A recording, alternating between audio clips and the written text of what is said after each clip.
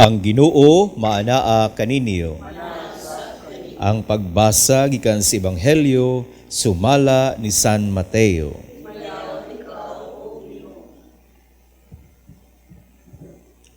Sa pagkakita ni Jesus sa daghang mga tao, naluoy siya kanila, kay masulubon ug makaluluoy man sila. Daw mga karnero nga walay magbalantay. Busaging na niya ang iyang mga tinun-an. Daghan ang anihon, apan jutay ra ang mga ngani. Busa pagampo kamo sa tag-iya sa anihon, aron magpadala siya dugang pang mamumuo nga moani niini. Gitigom ni Jesus ang iyang napulog duha ka tinun-an ug gihatagan sila gahom sa paghingilin sa mga daotang espiritu ug sa pag-ayo sa tanang sakit ug balatian. Ang mga ngalan sa napulog duha ka apostoles mao kini. Ang una si Simon, ang nganlag Pedro, ug ang iyang igsuon nga si Andres. Si Santiago, nga iyang igsuon nga si Andres, ug si Santiago iyang igsuon nga si Juan, nga mga anak ni Zebedeo. Si Felipe ug si Bartolome, si Tomas ug si Mateo, ang kobrador sa buhis. Si Santiago, ang anak ni Alfeo, ug si Tadeo, si Simon nga patriota, ug si Judas Iscariote ang nagbudhi kang Jesus. Kining napulog duha ka gipadala ni Jesus uban ni mga panghimangno. Ayaw kamo pag-adtos kayutaan sa mga dili Hudiyo ni sa bisan unsang lungsod sa Samaria. Adto hinon ninyo ang nangawala nga mga karnero sa nasod sa Israel. Lakaw kamo ug isangyaw nga hapit na maghari ang Dios. Ayuhan ninyo ang mga masakiton, banhawa ang mga minatay, hinlui ang mga sanglahon, ug abuga ang mga yawa. Nakadawat kamo nga walay bayad, busa panghatag kamo sa walay pagpangayog bayad. Mga igsuon, ang Ebanghelyo sa Ginoo.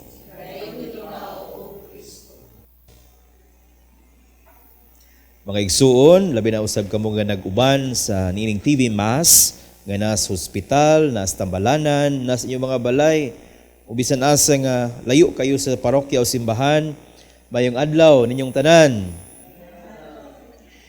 Mga igsuon ning panahon sa kalisod, mga pagsulay, trahedya, problema sa pamilya, daghan kay nato nga makaingon, luya na nakog kinabuhi. Anus man ni mahuman ni mga pagsulay hagit sa akong kinabuhi. Kasukad sa kong pagkabata, mo ni akong namatan. Natiguang na lang ko, mo gihapong naong nga, mo gihapong problemaha. Naghan nato, makaingon si gustong kagalingon, ako na gyud ang pinakadimalas, pinakamakaluluoy. Apil pa ning mga nanghitabo sa tong nasod, plus kining mga trahedya, natural nga, di na ito mga tag-an, nga mo'y nakapaut-ut nato pag-ayo. Daghan nato mo ingon, luoy na gyud kaay ko.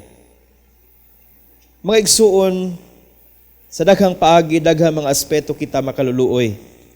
Apan mangutana ko ninyo, unsa may batio ninyo nga nay mo ingon nato, luoyan nimo oy, gibati kay ko nako ang imong kahimtang.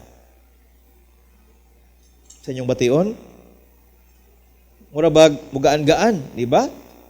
Samot di lang siya kutob sa kaluoy, mubuhat pagid siya, aron at least mo taas-taas ang imong kahimtang.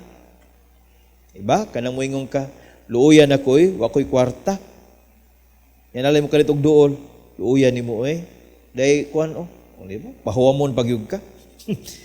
Malipay pa ka kay na luoy, samot ka malipay ka, gipahuam ka. Kasi ato ba, di lang kutob sa istorya, napod siya gibuhat sa imo makaluluoy nga kahimtang. Mga igsuon, ang atong ebanghelyo mga pagbasa karon, naghatag ka natog nindot nga imahin sa Dios. Nga siya kanunay nagtan-aw sa atong kahimtang. Ang atong Dios maluluyon kaayo. Matod pas unang pagbasa, ebanghelyo rather, sa pagkakita ni Jesus sa daghang mga tao, naluoy siya kanila, kay masulubon ug makaluluoy man sila. Sa akong gigisgutan ganiha, daghan nato mo claim nga luoy na kay nagkahimtang, asa man ni padong ning tanan. Daghan nato nangita sa kasulbaran. But then again, we are reminded today of that image of God, nga uban ang iyang mata nagtan-aw gitaon sa atong kahimtang. Apan kanindot kay wa lang siya kutob nagtan-aw dito sa langit nga kaluoy, di ba? Pres gud nang moagi tag makalilimos aron sa luya pod pero atong labyan. Pero ang Dios mismo di lang kutob sa mata nga naluoy, kundili iya usab gibuhat ang iyang nakita sa atong pagka makaluluoy. Unang pagbasa gani dinhi sa basahon sa Exodo, mura ba gikwentahan sa Ginoo si Moises nga timan mauni ang akong gibuhat ninyo sa dihang ulipon mo sa Ehipto. Wa gyud ta mo pasagdi. Gipalingkawas ta mo didto. Kay naluoy kay ko ninyo. And I think this is one challenge that we ought to have. Sa di pa siguro ta moingon nga murag gibiyaan ta gipasagdan ta, ato sa sigurong tan-awon kung giunsa na to pag-abot aning gutlua.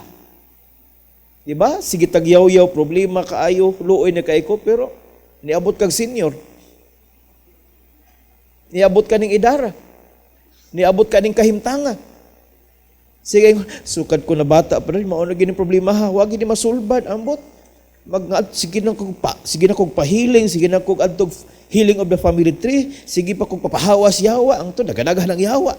Pero tanawa, naniguwang ka, niabot ka ning idara, niabot ka ning gutlua. Di ba? One thing to realize that God has been really merciful to you is to look back how He has been merciful to you. How He has been journeying with you. Dili ba? Familiar kita ng footprints in the sand. Ang Ginoo nagsaad nga, ako mag-uban kanimo, tanang gutlo, kalipay, kasubo, tanawa ng mga markas, daplis, baybayon, upat ka paris, o duha ka parisan, duwag tuo, ang imuha kuang, usa, imuha. Tanawa na nga, sa adlaw sa imong panahon, lipay kan, nagi na pirmi. Pero nalingutan ng tao, nga naman yung mga panahon nga down ka iko Ginoo, nga wag nagkadugay, nagkawa naman, ako naman lang usa. O sa gisultis Ginoo, sa panahon nga di nakakalakaw, gipas-anti ka, kay aron makalakaw ka, makaabot ka sa unahan, nga gusto mong padulngan. Sa mga panahon magsigit tagyaw-yaw nga makaluluoy kita, tanawang niabot kaning panahon na. Ang Ginoo mo'y nagpas-an nimo. Niadto mga milabayng adlaw, simana, buwan, tuig sa imong kinabuhi. Ikaw nga usa ka inahan nga nagbudlay sa imong bana, sa imong anak, tanawa, maka-afford pa kag lipstick. Kadako na grasya. Diba? Mura nga ibitam sigyaw-yaw atong tan-awon ang nangagi niyang mga kamot nga mo'y nagiya, nagpas-an nato. In that way, we can say, God has been truly merciful to me. Uy kaduha, balik tas ebanghelyo, dinigisgutan, ug naluoy siya kanila, and going further in the readings, mingon siya, mingon nag ebanghelyo, busa, gitawag niya ang napulog duha ka tinun-an, guhatagan sila gahom sa paghingilin sa mga dautan. What does it tell us? It's the call of the first apostles. Na sa ato pa, ang Ginoo mismo nagbuhat ug mihatag og mga lain-laing instrumento sa atong kinabuhi aron atong masinati ang iyang kaluoy ug gugma matag adlaw. God, yes, wa na to siya makita, na to siya mahikap nga murag di anak ko, naagi ko. He is present in every circumstances, even in those people nga di na to gusto, di na to kaila. Gawas nga mulingi tas nangagi nga naagi siya, ato sang aninawon ang kasamtangan gabasig naagi na siya. Pinagi sa tao nga kauban nimo, pinagi sa panahon, sa sitwasyon nga naa nimo. Just be discerning in the eyes of faith. Because God may actually be present in those situations, in those persons. Sa mga tao nga imong gisalikway gibaliwa, basin baka Ginoo na nga imong gisalikway imong gibaliwa. Sa sitwasyon nga di kaganahan, basin baka Ginoo na nga gihatag na nimo aron mas mulig-on pa ka sa imong kinabuhi. Diba? Usas mga nit kay nga karaang kanta sa misa kanang Yahweh, I know you are near. Diba? Ang lyrics niya na, where can I run from your love? If I climb to the heavens, you are there. If I fly to the sunrise or sail beyond the sea, still I'd find you there. Bisan asa di ay, pwede gyud nga naa siya. Ang iyang kaluoy di lang kutob sa pagtan-aw. Kanunay siyang nagbuhat, kanunay siyang mihatag sa iyang presensya, pinaagi sa nagkalain-laing sirkumstansya sa itong kinabuhi. Milabayng Domingo, Corpus Christi. Ang Ginoo, gitugot iyang kagalingon nga naa sa gamay kaayo nga hostiyas. Maupan siguro na, di ba? Gagmay, way ayo. Maglalis mo kita, anong kaniyo mong kuha? Pero, ang Ginoo pwede gideng naa diha. Di lang siguro na ito ibaliwa, kining mga tanaw na itong way ayo, gagmay, unsa bakaha, kay basin bakahag ato na pong gibaliwa, gisalikway ang Ginoo. Let us have that eyes that see the face, the presence of God. Naman ni mga taga Holy Face din diba? Magdebosyon ka ni kag Holy Face. Magdebosyon kag naong nagantos. Diba? Ang dagway sa Holy Face, wa na mag-foundation, wa na mag-makeup. Kung dili, nagkadugo. Puno sa samad. Pero, mao ka na ang dagway sa Dios. Mao pa siguro na ang Dios wa lang diha sa mga nindot kay talan-awon. Ang Dios naas sa mga pag-antos. That once again, we ask Him that we will have those eyes, those minds and hearts nga makakita ni Ana. Sa maong paagi, atong masinati ang iyang maluluyon nga mga mata ug ang iyang maluluyon nga mga buhat. And in the end, we can also be His hands that touches those who need His touch. We can also be His heart that feels for those who needs His presence. Sa itong pagpadayon ng Santos nga Misa, pasalamat ta sa Dios nga bisan pa sa mga naagian, kasamtangan karon, kanunay siyang mipadangat siyang kaluoy. Apan, sa katapusan, mga ipog kitag mga mata, kinabuhi, na makakita gyud nga naa gyud siya. And most importantly, may we also be His instruments of mercy and compassion alang sa uban.